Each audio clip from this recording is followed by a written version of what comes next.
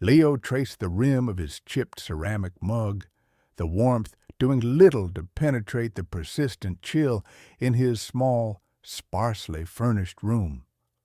Outside, the city hummed with a life that felt a million miles away, an ocean of luxury in which he was barely treading water.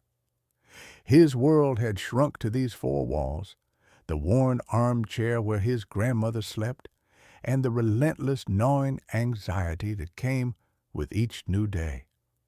He was a humble boy, though at 24 the word felt a little condescending. Still, it was true. His life was one of quiet service, of shuffling between a thankless job, cleaning the kitchens of a downtown restaurant, and caring for the only family he had left. His grandmother, Ilara, was the fading ember of a once bright fire, her breath a shallow, rattling thing that kept him awake most nights. The doctor's words were a constant, looping echo in his mind. An experimental surgery, a chance, a price tag that might as well have been the moon. Every dollar he earned, every coin he saved, was a single drop in an impossibly vast desert. Hope was a luxury he could no longer afford. He sipped the weak, twice-brewed tea, the taste like diluted disappointment. His gaze fell upon the small wooden box on the mantelpiece, the only possession of value he owned. It had belonged to his grandfather, Eduardo, a man he barely remembered, but whose presence was a quiet, foundational myth in his life. Ilara spoke of him in hushed, reverent tones, a brilliant architect who had seen beauty where others saw only decay, a man whose heart was as grand as his designs. Eduardo had passed away when Leo was just a boy, leaving behind little more than stories and this box. Driven by a fresh wave of desperation that morning, Leo had opened it for the first time in years. Inside, beneath a few yellowed photographs and a tarnished silver locket, was a single, crumpled piece of paper. It was thick, like old parchment, and folded into a tight, precise square. He had unfolded it carefully. It was not a letter, not a will, not a map to buried treasure. It was a document of some kind, filled with dense legal text and a long string of numbers. At the bottom, his grandfather's elegant signature was scrawled above a single, cryptic line. The key is not the gold, but the foundation upon which it rests. Leo didn't understand it, but one name, printed in stark, corporate font, stood out like a beacon of terrible light. Sterling Financial, the very heart of the city's financial district, the monolithic empire built by the infamous Silas Sterling. A new plan, fragile and terrifying, had begun to form. He knew it was a fool's errand, a gnat trying to petition a king. But what other choice did he have? The crumpled paper felt heavy in the pocket of his worn jacket, a secret key to a door he was not sure he could even find, let alone unlock. He had to try. For Ilara. He put on his best shirt, a faded blue button-down that was clean but frayed at the collar. He looked at his reflection in the cracked bathroom mirror. He saw his grandfather's eyes staring back, but they were filled with his own fear. He took a deep breath, the air tasting of dust and resolve. The journey to the Sterling Grand Hotel, the public face of Silas Sterling's vast conglomerate, was like stepping into another dimension. The bus ride was a slow, rattling transition from his world of gray concrete and struggling bodegas into a district of gleaming glass and impossible architecture. The Sterling Grand was the crown jewel, a skyscraper that pierced the clouds, its entrance a cavernous maw of polished marble and shimmering gold. Leo stood across the street for a long time, the paper in his pocket, feeling increasingly flimsy, increasingly foolish. He watched valets in crisp red uniforms spirit away cars that cost more than his entire apartment building. He saw women in dresses that shimmered like liquid diamonds and men in suits so sharp they could cut glass. They moved with an easy, fluid grace, a confidence that came from knowing the world was built to serve them. He felt like a stain on a white dress, an error in the opulent code of this place. Taking one last shuddering breath, he crossed the street. He walked through the revolving doors, and the world changed.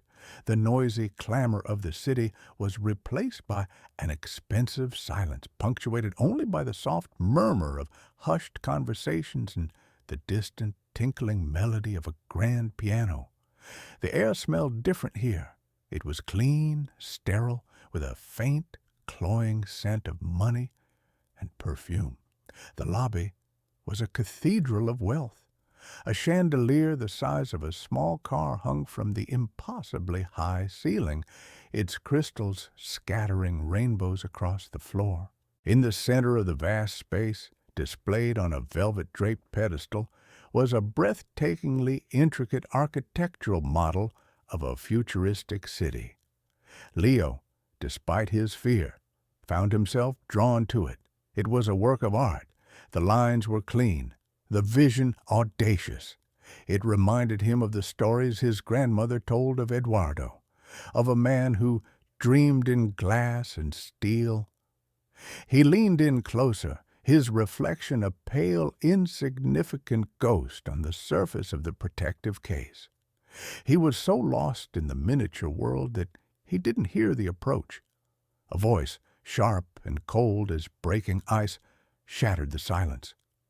"Don't get your poverty on the glass." Leo flinched back, as if struck.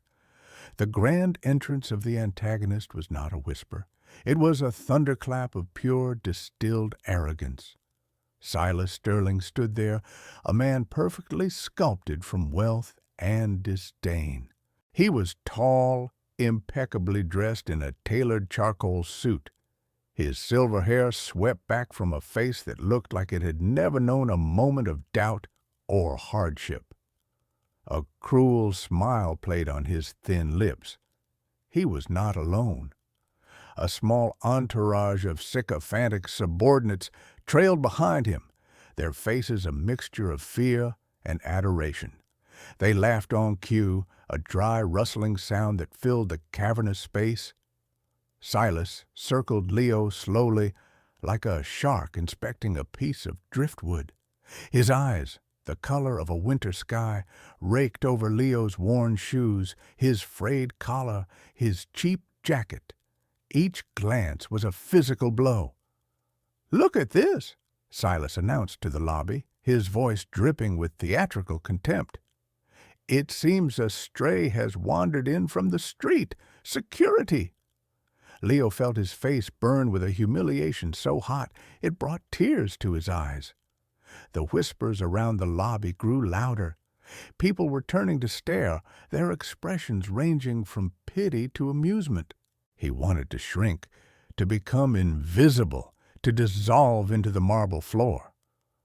"What were you doing, boy?" Silas sneered, gesturing at the architectural model. "Dreaming of a world you'll never be a part of? This is a monument to vision, to power, things you wouldn't understand." I was just looking," Leo stammered, his voice barely a whisper. "It's beautiful." Silas let out a short, bark-like laugh. "Beautiful! It's expensive. It's dominant. Beauty is a word for poets and paupers. I prefer profitable." Just then, a commotion erupted near the entrance.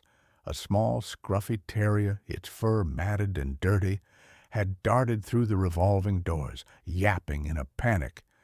It was clearly a stray, terrified and lost in this alien environment. Two burly security guards immediately moved to intercept it, one of them grimly unhooking a long catch pole.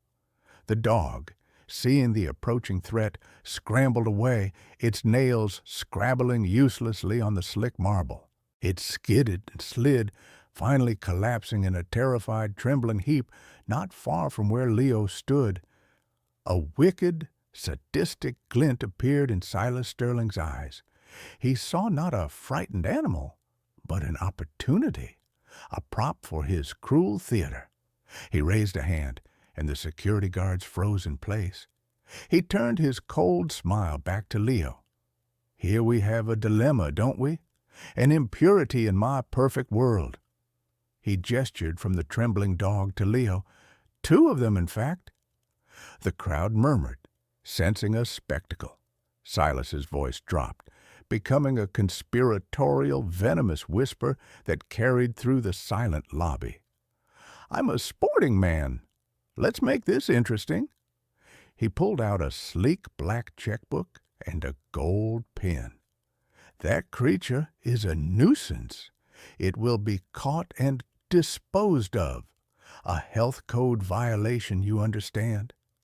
He began to write, the scratching of the pen an obscene sound in the tense quiet. But I feel generous today, Silas continued, his eyes locked on Leo's. I'll make you an offer, a life-changing offer. He tore the check from the book with a flourish. $50 million. A collective gasp rippled through the onlookers. $50 million. It was an astronomical sum, a number that didn't seem real. It's yours, Silas said, holding the check out to Leo. All you have to do is stand there, do nothing. Let my men handle the pest problem. Let the dog die. The words hung in the air, thick and poisonous. Let the dog die. For $50 million. The money that could save Alara. The money that could solve every problem he had ever had. Leo's heart hammered against his ribs. He saw his grandmother's face, her tired, pained smile. He saw the mountain of medical bills. He saw a life free from the constant crushing weight of poverty. All he had to do was nothing. Just stand by and allow one small, insignificant life to be extinguished. The crowd watched him, their eyes wide with morbid curiosity. They were judging him, weighing his soul on a scale of their own amusement. He could feel their collective gaze, a physical pressure. Silas's cruel smile widened. He believed he had won. He believed he had proven his point, that everything and everyone had a price, that a man like Leo, a nobody, would surely trade his insignificant morality for a king's ransom. What will it be, boy? Silas taunted. Your empty principles, or a life you can only dream of? The clock is ticking. Something inside Leo snapped. It wasn't a loud, dramatic break, but a quiet, cold severance. The shame, the fear, the desperation, they all burned away, leaving behind a core of pure, unyielding steel. He looked at Silas, truly looked at him, and saw not a powerful magnate, but a hollow, pathetic man, a man who built his empire on the suffering of others, who found joy in cruelty. Leo's gaze shifted to the terrified dog, then back to the obscene piece of paper in Silas's hand. He thought of his grandfather's words. The key is not the gold, but the foundation upon which it rests. In that moment, he finally understood. He took a single, firm step forward, and then another. He walked right past Silas Sterling and his $50 million temptation. He ignored the gasps of the crowd. He knelt on the cold marble floor, his worn knees protesting. He didn't lunge for the dog. He simply held out his hand, palm open. He made no sound, no sudden movements. He just waited. The little terrier, which had been trembling violently, stopped. It looked at Leo with wide, intelligent eyes. It saw no threat. It saw no catchpole. It saw only stillness and an open hand. After a long, silent moment, the dog took a hesitant step forward and licked Leo's fingers. Leo gently scooped the small animal into his arms. It burrowed its head into his cheap jacket, finding a safe harbor in the middle of an ocean of luxury. He stood up slowly, the dog held securely against his chest. He turned to face Silas Sterling. The laughter in the lobby had died. The air was thick with a new, unfamiliar emotion. Respect. For a moment, Silas was speechless, his face a mask of disbelief and fury. His game had been ruined. His power play had been effortlessly dismantled by a simple act of kindness. "You fool!" Silas finally spat, his voice trembling with rage. "You absolute sentimental fool! You threw away a fortune for a worthless mutt!" Leo looked down at the dog in his arms, then back at the furious billionaire. His voice when he spoke was no longer a whisper. It was calm, clear, and resonant. "You're wrong," Leo said. "I didn't throw anything away. Some things don't have a price." He then looked past Silas, towards the elevators. "And I'm not here for your games. I'm here on business." Silas scoffed, trying to regain control. "Business? With what? A pocket full of lint and a stray dog?" The sycophants chuckled nervously, trying to get back on script. Leo reached into his pocket and pulled out the crumpled ancient piece of paper. He held it up. "I'm here to access my inheritance." The statement was so audacious, so completely out of left field, that it stunned Silas into silence once more. He stared at the paper, then at Leo's resolute face. A flicker of something, not fear, not yet, but a deep, unsettling uncertainty, crossed his features.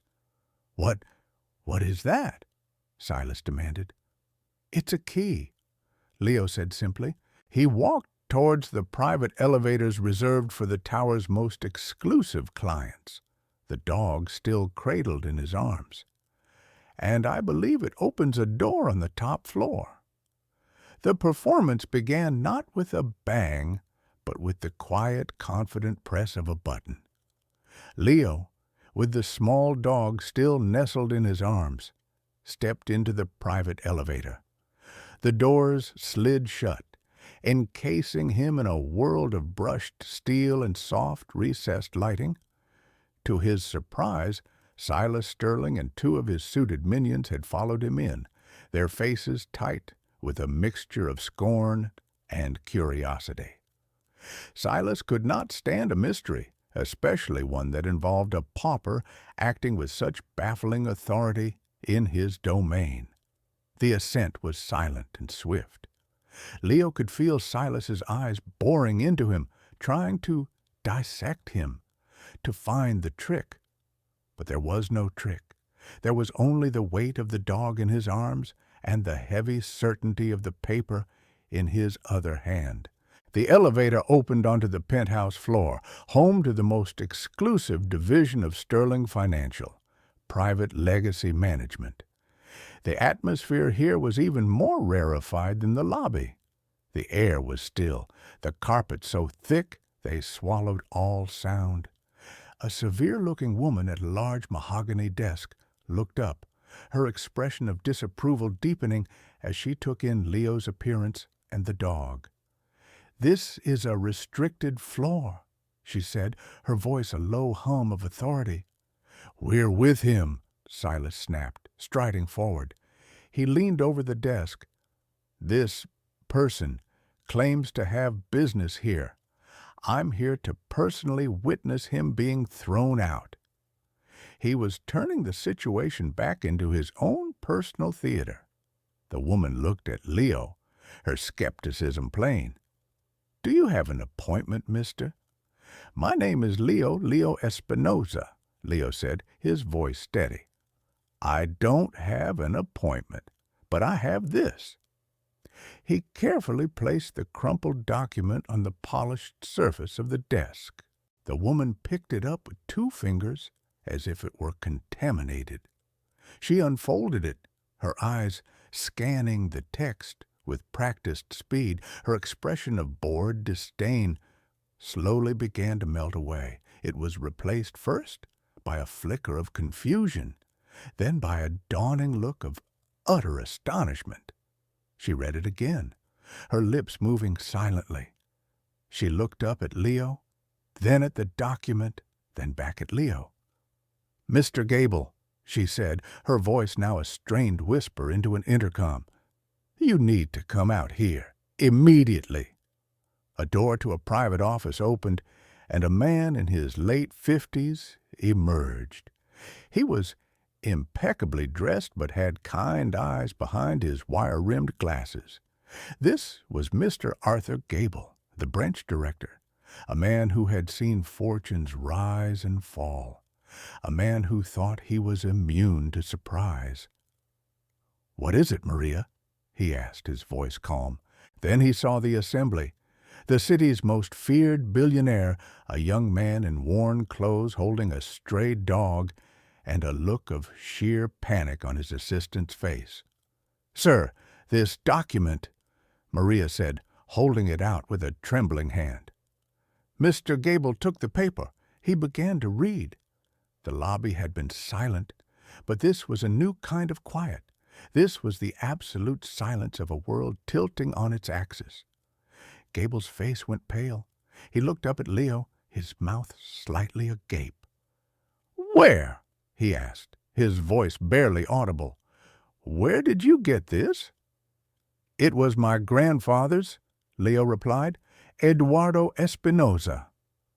The name hit Mr. Gable like a physical blow. He staggered back a step, his hand going to his heart. "Eduardo? Good heavens, everyone thought—" Silas Sterling, who had been watching with a smug, impatient air, finally had enough. "What is going on, Gable? Is it a forgery? Some pathetic attempt at a scam? Get it over with so I can have this filth removed from my building." Mr. Gable didn't even look at Silas. His eyes were locked on Leo. "Follow me, Mr. Espinosa," he said, his voice filled with a new, profound respect. He turned and walked back toward his office. "And you may bring the dog." The revelation happened in the sterile, soundproof environment of Arthur Gable's office.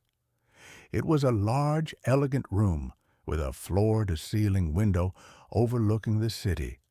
Silas, fuming, had pushed his way in, refusing to be excluded. Gable sat behind his desk, the ancient document spread before him like a sacred text. He typed the long string of numbers into his secure terminal. He swiped a keycard. He entered a password. With each layer of security, the tension in the room ratcheted higher. Finally, an account profile loaded onto his screen. Gable stared at it, his breath catching in his throat. "It's real," he whispered, more to himself than to anyone else. "After all these years, it's real." "Real? What's real?" Silas demanded, stepping forward to look at the screen.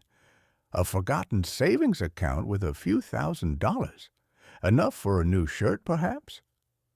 Gable slowly turned the large monitor so that both Leo and Silas could see it. The laughter that had started to form in Silas's throat froze, then died completely. The cruel, mocking smile on his face didn't just fade, it shattered. His face went from smugly confident to ashen white in the space of a single heartbeat. He looked like a man who had just seen a ghost. His own. On the screen was not a simple savings account. It was a portfolio, a vast, sprawling leviathan of assets. But it wasn't the number in the main account balance, a figure so large it seemed fictional, that made Silas Sterling's blood run cold. It was the list of holdings. The top item on the list read, Sterling Consolidated Holdings, 51% ownership stake. The silence in the room was absolute, a crushing weight. The only sound was the gentle, sleeping breath of the small dog in Leo's arms. Leo stared at the screen, his mind struggling to process the information. 51%. Controlling interest in Silas Sterling's own company. His grandfather? What had he done? Silas was paralyzed. His arrogance, his power, his entire identity had been built on the foundation of his absolute ownership of Sterling Consolidated. In an instant, that foundation had turned to sand. He was no longer the king in his own castle. He was a guest. And the ragged boy he had just humiliated for sport was his new landlord. The audience in the lobby had been left to wonder. But here, in this office, the shift was seismic. The power dynamic hadn't just shifted, it had been inverted with the brutal, silent force of an earthquake. This is impossible, Silas finally choked out, his voice a ragged, strangled thing. It's a mistake, a fraud. My father would never— On the contrary, Gable said, his voice regaining its strength, now laced with something that sounded like righteous satisfaction. This document is one of the most rigorously authenticated contracts in our bank's history. It was signed by your father, Alastair Sterling, and by Eduardo Espinosa nearly 40 years ago.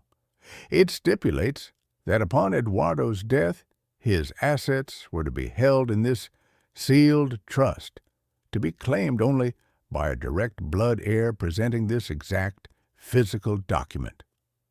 Gable looked at Leo with an expression of awe. We all thought the heir was lost, that Eduardo's line had ended. The account has been dormant for decades, growing, compounding, waiting. Leo felt his knees weaken, and he sank into one of the plush chairs opposite the desk. The dog stirred, licked his chin, and then settled back to sleep.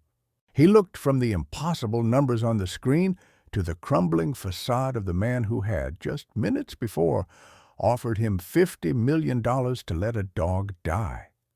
Silas Sterling, the magnate, the titan, the predator, was speechless. He was pale, trembling, and utterly, totally defeated by a ghost from the past and a humble boy he had been too arrogant to see.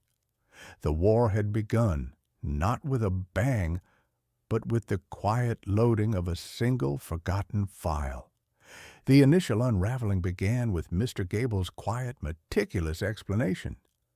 The shock in the room was so thick it felt like a physical substance, and Gable, now acting as a guide through the ruins of Silas's world, began to lay the bricks of a new reality. "This is more than just money, Mr. Espinosa," Gable said, his tone a mixture of reverence and professional gravity. He gestured toward the screen. "The controlling shares are the heart of it, of course. But there is more, much more." He scrolled through the portfolio. There were properties scattered across the city, entire blocks of real estate that Eduardo had quietly acquired decades ago. There were patents for innovative building materials and sustainable architectural designs, ideas so far ahead of their time they were still revolutionary. It was not the portfolio of a mere investor. It was the hidden empire of a visionary. "Your grandfather, Eduardo Espinosa," Gable began, his eyes distant as if recalling a legend, "was not just a partner in this company. In the beginning, he was its savior." Silas, who had been slumped against the wall in a state of catatonic shock, flinched at the words. "Lies," he hissed, the venom returning to his voice, though it lacked its earlier force. "My father built this empire from nothing." "That is the story everyone knows," Gable countered, his gaze firm and unwavering. "But the bank's records tell a different one. 40 years ago, Sterling Consolidated, then a much smaller firm run by your father Alastair, was on the verge of total collapse. A series of reckless investments had brought it to the brink of bankruptcy. Leo listened, spellbound. He was learning more about his grandfather in these few minutes than he had in his entire life. The dog in his arms felt like a warm, living anchor to reality. Alastair was ruined, Gable continued, but he had one last hope, a brilliant young architect he knew, a man with more vision than capital, but who had a small growing fortune of his own. That man was Eduardo Espinosa. Gable looked directly at Leo. Your grandfather bailed out Alistair Sterling. He injected his entire life savings and, more importantly, his genius into the company. In return, he took this. He tapped the screen, showing the 51% stake. But he did it under one condition. What condition? Leo asked, his voice soft. That he remain a silent partner. Eduardo had no interest in boardrooms or power games. He only wanted to build. The contract was structured so that Alastair would run the company day to day, but Eduardo would always hold the moral and financial majority. The assets were placed in this trust to protect his legacy for his family should anything happen to him. An unexpected connection, a dark and tragic one, began to surface. Silas's face had grown dark with a defensive fury. My father was a great man. He wouldn't be beholden to anyone.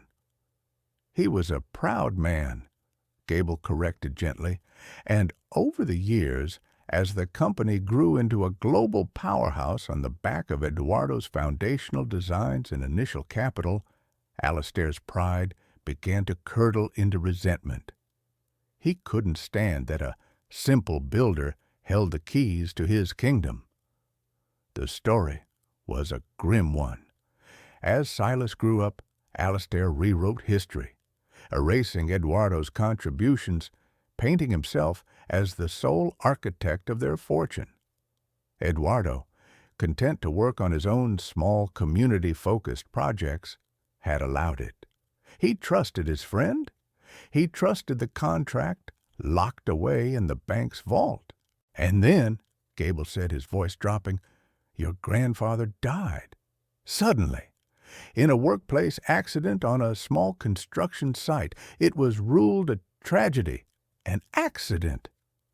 Gable paused, letting the implication hang in the silent room. After that, Alastair was finally free. He assumed, as we all did, that Eduardo's line had died with him, that the heir would never appear. He ruled this company as an absolute monarch, and he passed that arrogance down to his son. Gable's gaze fell on Silas, and for the first time, Leo saw not just a bank manager, but a judge. The redeemed witness was passing his sentence. The gathering of the silent army began with a phone call. Later that day, after Leo had arranged for the small dog, whom he had named Fido, in a moment of simple, unironic affection, to be taken in by a kind vet for a checkup, he sat in a temporary hotel suite arranged by a flustered but deferential Mr. Gable.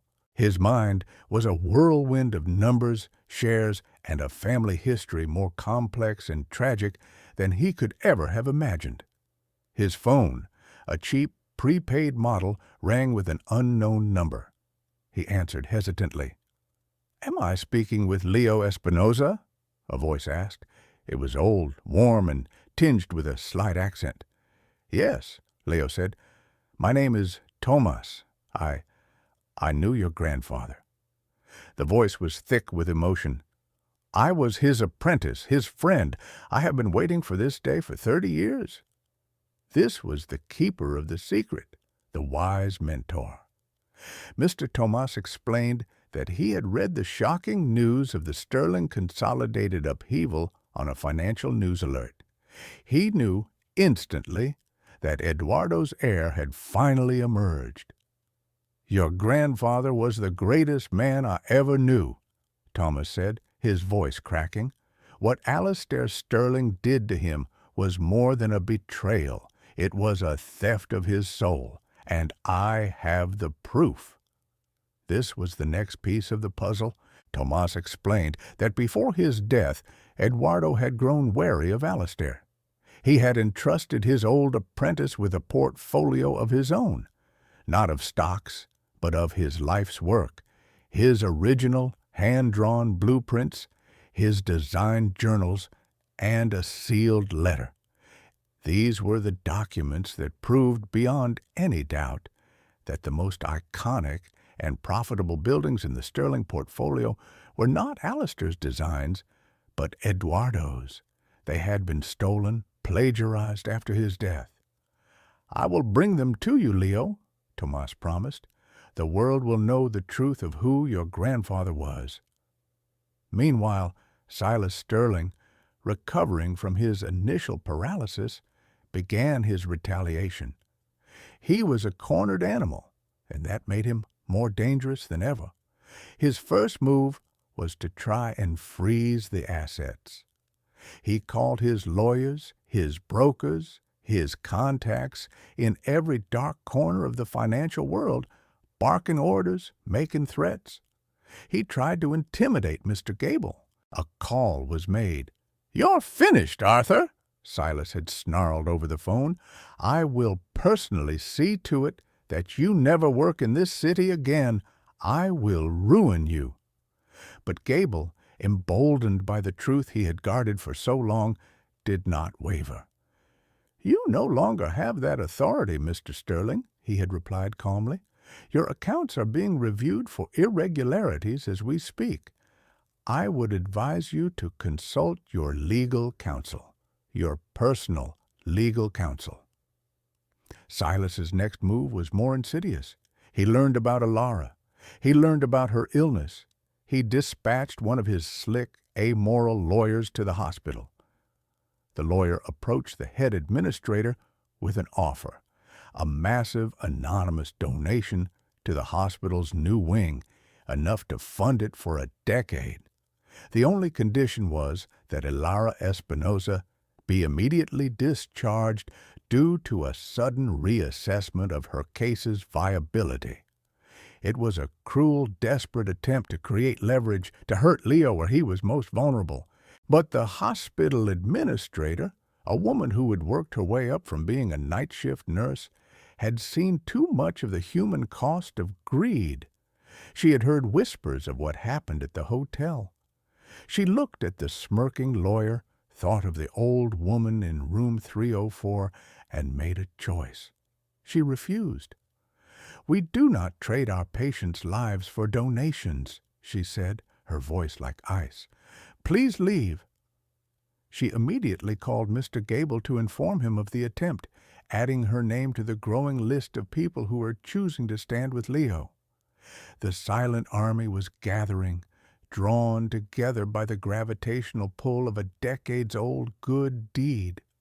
A small contractor, whose business Eduardo had saved from ruin with a loan and a handshake, called to offer his company's services, free of charge, for any of Leo's future projects.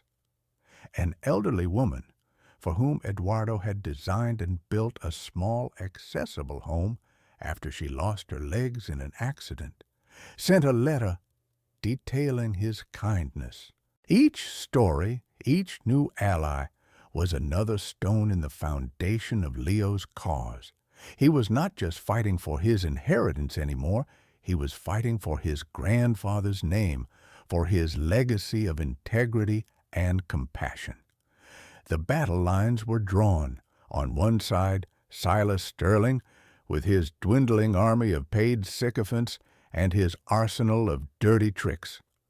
On the other, Leo Espinosa, the humble boy, armed with the truth, a small scruffy dog, and a silent, grateful army forged by his grandfather's goodness. The escalation was swift, the stakes rising with every passing hour. The final confrontation was inevitable. The formal showdown was convened in the place where Silas Sterling had always felt most powerful, the main boardroom of Sterling Consolidated. It was a cold, imposing chamber, dominated by a vast obsidian black table that reflected the grim faces of the board members. Media, catching the scent of the biggest corporate scandal in a generation, were crammed into the back of the room, a restless sea of cameras and microphones. Silas sat at the head of the table, a position he occupied by habit, though he no longer had the right. He had managed to use his remaining influence, the tendrils of fear and favor he had cultivated over decades, to call this emergency shareholder meeting. His goal was simple and brutal: to paint Leo as an unstable, opportunistic fraud and have him legally ousted before his control could be solidified. Leo entered the room not with a phalanx of lawyers, but with Mr. Gable at his side and the elderly architect, Mr. Thomas, walking slowly but proudly behind him. Leo took a seat, not at the head of the table, but at its side, a simple, unassuming position that nonetheless drew every eye in the room. He was calm, the frantic fear of the hotel lobby replaced by a deep, quiet resolve. The atmosphere was electric with tension. This was not just a business meeting. It was a trial. Silas began, launching into his final gambit. He projected an elaborate presentation onto the large screen at the end of the room. It was a masterpiece of corporate warfare, a tapestry woven from half-truths, legal loopholes, and outright lies. "Ladies and gentlemen of the board," Silas began, his voice smooth and practiced, trying to project an aura of wronged authority. "We are here today to address a grave and unprecedented threat to the stability of this company. A young man, a complete unknown, has appeared with a dubious document, making an outlandish claim to a controlling interest in our firm. He presented a fabricated report from a private investigator that painted Leo as a troubled drifter with a history of petty schemes. He brought in a psychologist, a man clearly on his payroll, who testified that Leo's sudden claim was indicative of a grandiose delusion, likely brought on by the stress of his grandmother's illness. He is manipulating us," Silas declared, his voice rising with feigned passion. "He is preying on a sentimental story, a ghost from the past, to seize control of an empire he has no right to. The document is a clever forgery, the bank's verification a procedural error that is being investigated." His final move was what he believed to be the checkmate. He presented a complex web of consolidated debts and liabilities he had secretly leveraged against the company's assets, a poison pill designed to make the company worthless if he was removed. "If you side with this usurper," Silas threatened, "you will be voting to bankrupt us all. I am the only one who can navigate the crisis I have prepared." He sat down, a thin, triumphant smile on his face. He believed he had cornered them. He had presented them with a choice between a proven, if ruthless, leader and a penniless, unstable boy who would lead them to ruin. Then it was Leo's turn. He did not stand. He did not raise his voice.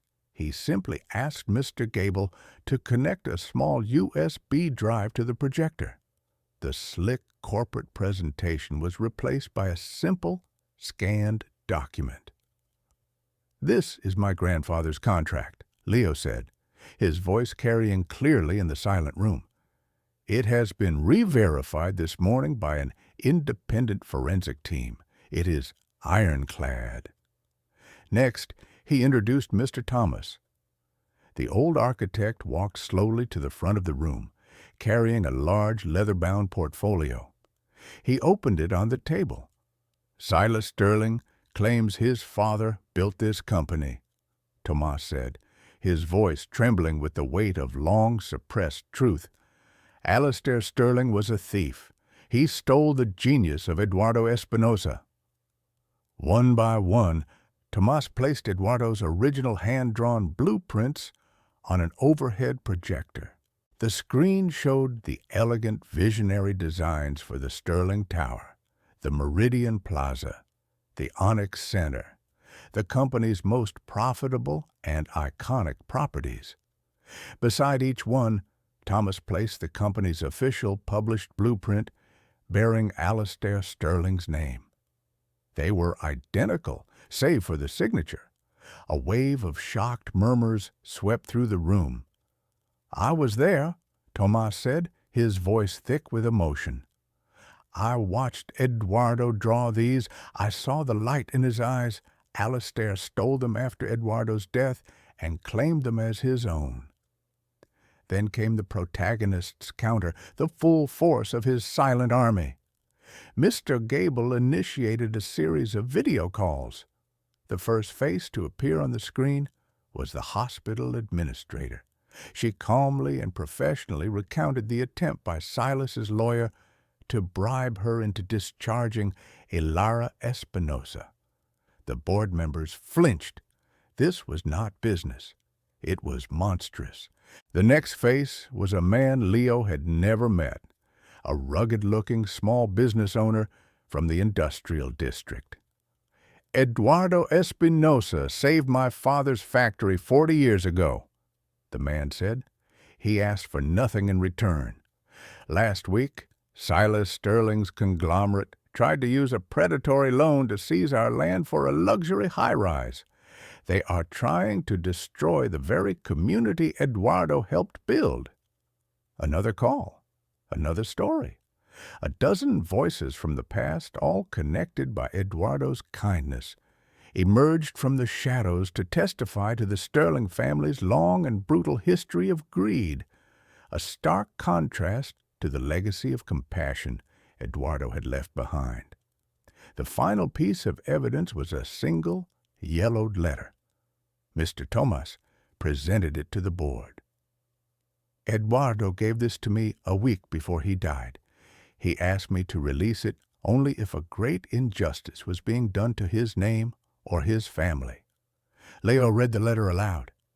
It was his grandfather's voice, calm and clear across the decades. It detailed his growing unease with Alastair, his fears of his friend's boundless ambition, and his final enduring philosophy. A building is not just stone and glass. It is a home, a community, a legacy. If it is built on a foundation of greed, it will inevitably crumble. When Leo finished, the room was utterly still. The evidence was overwhelming, the moral verdict absolute. Silas Sterling was not just a ruthless businessman, he was the heir to a legacy of theft, deceit, and cruelty. The chairman of the board, a stern-faced woman who had remained silent throughout the proceedings, finally spoke. "We will now vote on the motion to reject Silas Sterling's emergency proposal and to formally recognize Mr. Leo Espinosa as the majority shareholder and acting chairman of this board." The verdict was unanimous. One by one, every hand went up in favor of Leo.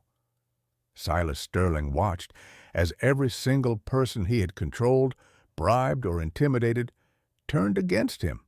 The downfall was immediate and absolute. As the vote concluded, Mr. Gable received a notification on his phone. He leaned over and whispered to Leo, "The financial authorities have been monitoring this meeting. Based on the evidence presented, they have just issued an order to freeze all of Silas Sterling's personal and corporate assets pending a full criminal investigation." The chairman announced the decision to the room. Silas Sterling was no longer just voted out. He was ruined. He stood up, his face a grotesque mask of disbelief and rage. "You can't do this," he screamed, his voice cracking. "This is my company, my life." Two security guards, the same guards who had moved to accost the dog in the lobby, approached him. But this time, Their expressions were not servile. They were firm, impassive. "Mr. Sterling," one of them said, "you need to come with us." They each took an arm. Silas, the titan of industry, was unceremoniously escorted from the boardroom like a common criminal. As he was marched through the doors, the flash bulbs of the media erupted, a blinding, merciless storm capturing his final pathetic moments of power. He left the room defeated, humiliated, and utterly alone, the sound of his own empty threats echoing in a chamber that no longer belonged to him. The foundation of greed had finally, spectacularly, crumbled. The echoes of the boardroom battle faded, replaced by the quiet, sterile hum of a hospital. Leo's first act, his only priority, was healing the past. He sat by his grandmother's bedside, holding her frail hand. He had already spoken to the world's leading cardiac surgeon, a man whose services were now not just possible, but assured. The transfer of funds had been instantaneous. Ilara opened her eyes, her gaze clouded with age and pain, but she recognized her grandson. A weak smile touched her lips. "Leo," she whispered, her voice like dry leaves, "you look different, taller." Leo squeezed her hand gently. "Everything's going to be okay, Grandma," he said, his voice thick with unshed tears. "I promise you're going to get the best care. You're going to get better." He didn't tell her about the company, the shares, the billions. He just told her she was safe. For now, that was the only truth that mattered. Later that night, back in the cavernous, lonely hotel suite that felt more like a cage than a home, the full weight of the day descended upon him. He found the small, scruffy dog, Fido, curled up on a ludicrously expensive armchair, a small island of simple, breathing warmth in an ocean of sterile luxury. He sat on the floor, and the dog immediately scrambled down to lick his face. And then Leo cried. He wept with a lifetime of pent-up pain, for the years of struggle, for the humiliation in the lobby, for the grandfather he now knew and mourned in equal measure. It was a storm of cathartic release, washing away the grime of poverty and fear, leaving behind a quiet, profound sense of peace. He wasn't crying for what he had gained, but for what his family had lost, and for the simple fact that he could finally breathe. The next morning, his purpose was clear. This was not his money. It was a responsibility. It was a tool. His first official act as chairman of the newly restructured company was not to fire executives or sell off assets. It was a benevolent act, a statement of intent. He called an emergency meeting with the heads of the company's human resources and finance departments. They entered the boardroom, the same room where Silas had been dethroned, with nervous, uncertain expressions. They expected a purge. Leo stood before them, not in a suit, but in his own simple clothes. "My grandfather believed that a company's greatest asset is its people," he began, his voice clear and firm. "Effective immediately, we are establishing the Eduardo Espinosa Employee Welfare Fund. 10% of all corporate profits will be diverted to this fund." He laid out his plan.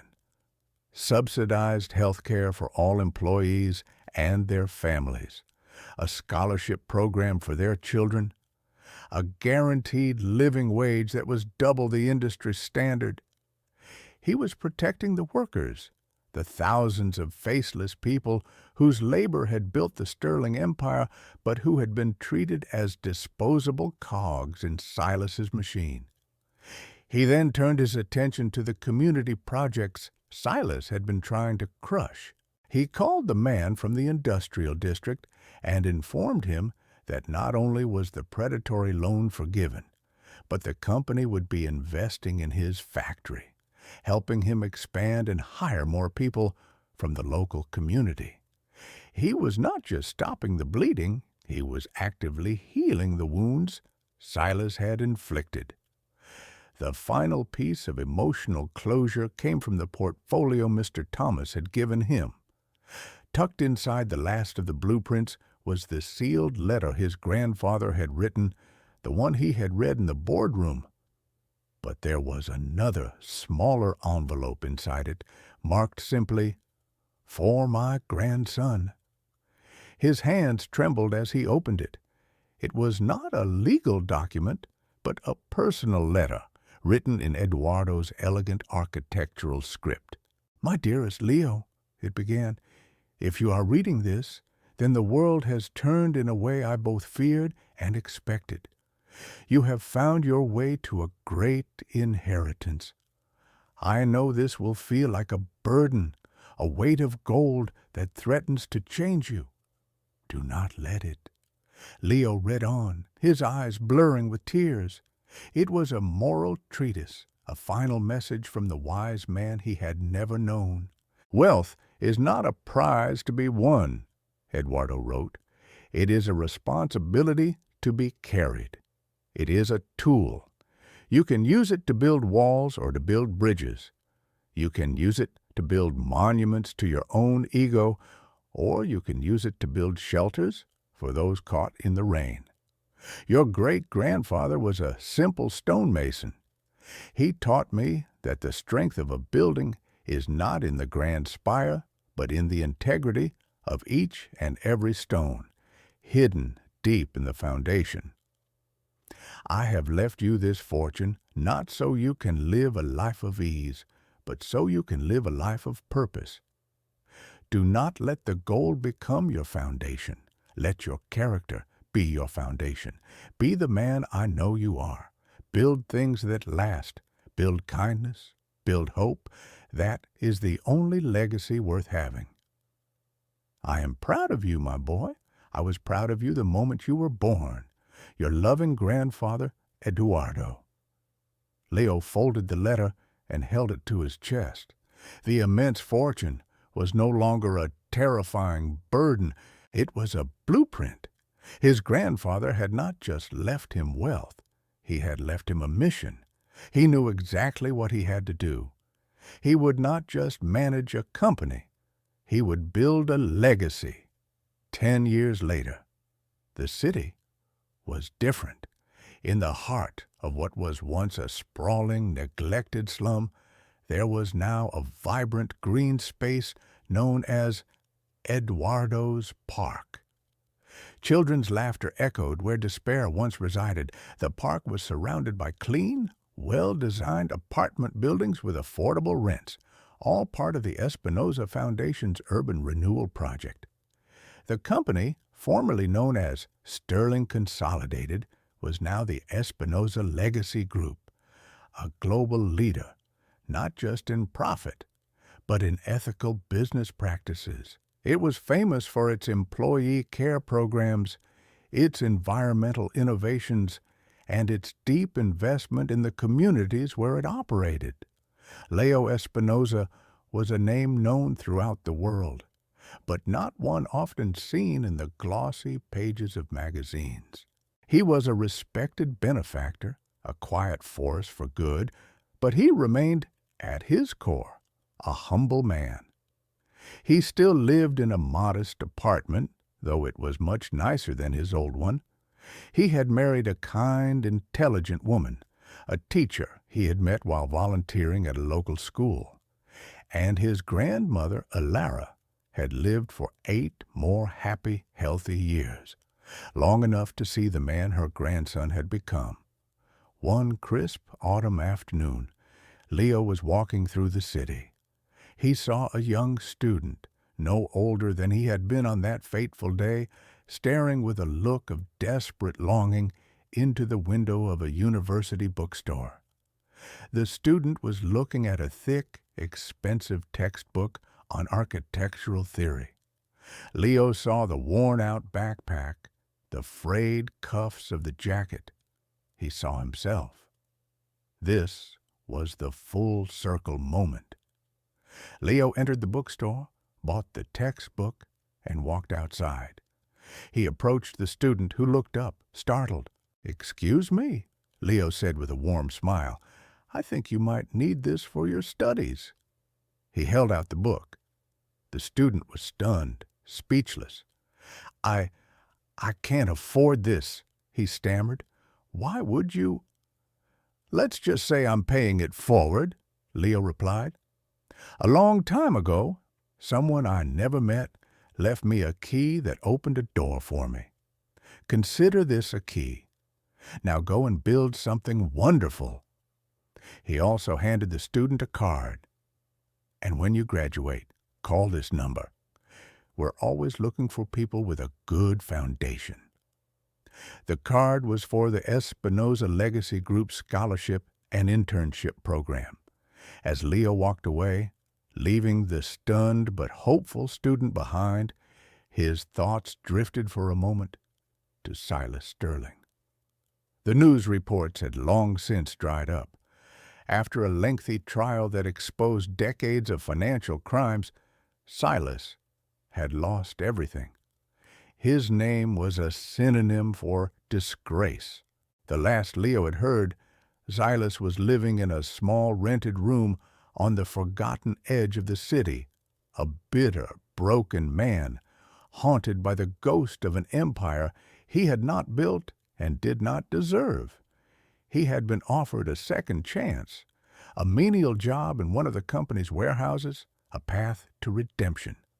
But he was too proud, too steeped in his own arrogance to accept it. He chose to remain a king of nothing. Leo felt a brief, fleeting pang of pity, but it passed. He looked at the park, at the families enjoying the afternoon sun, at the city his grandfather had dreamed of and that he was now helping to build. Eduardo had planted a seed of kindness all those years ago, a seed that had grown in the dark, nurtured by integrity and watered by a simple, profound act of saving a stray dog. The harvest would be eternal.